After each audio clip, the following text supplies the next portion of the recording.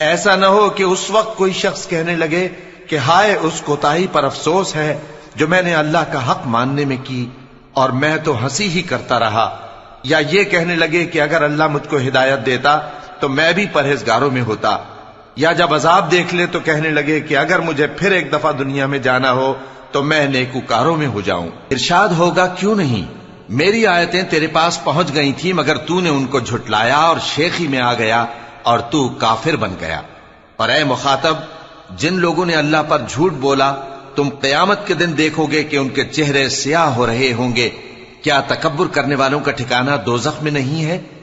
اور جو پرہیزگار ہیں ان کی کامیابی کے سبب اللہ ان کو نجات دے گا، نہ تو ان کو کوئی تکلیف پہنچے گی اور نہ وہ غمناک ہوں گے۔ اللہ ہی ہر چیز کا پیدا کرنے والا ہے اور وہی ہر چیز کا نگراں ہے۔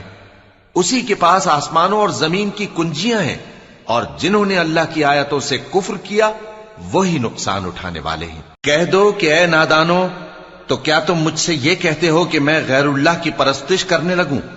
اور اے پیغمبر، تمہاری طرف اور ان پیغمبروں کی طرف جو تم سے پہلے ہو چکے ہیں یہی وہی بھیجی گئی ہے کہ اگر تم نے شرک کیا تو تمہارے اعمال برباد ہو جائیں گے اور تم نقصان اٹھانے والوں میں ہو جاؤ گے، بلکہ اللہ ہی کی عبادت کرو اور شکر گزاروں میں رہو۔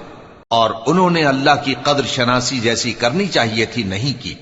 اور قیامت کے دن تمام زمین اس کی مٹھی میں ہوگی اور آسمان اس کے داہنے ہاتھ میں لپٹے ہوئے ہوں گے، اور وہ ان لوگوں کے شرک سے پاک ہے، بلند و برتر ہے۔ اور جب سور پھونکا جائے گا تو جو لوگ آسمانوں میں ہیں اور جو زمین میں ہیں سب بے ہوش ہو کر گر پڑیں گے مگر وہ جس کو اللہ چاہے۔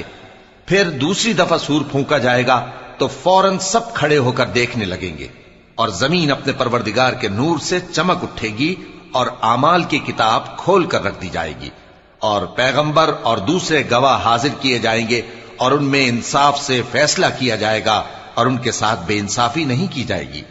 اور جس شخص نے جو عمل کیا ہوگا اس کو اس کا پورا پورا بدلہ مل جائے گا، اور جو کچھ یہ کرتے ہیں اس کو سب کی خبر ہے۔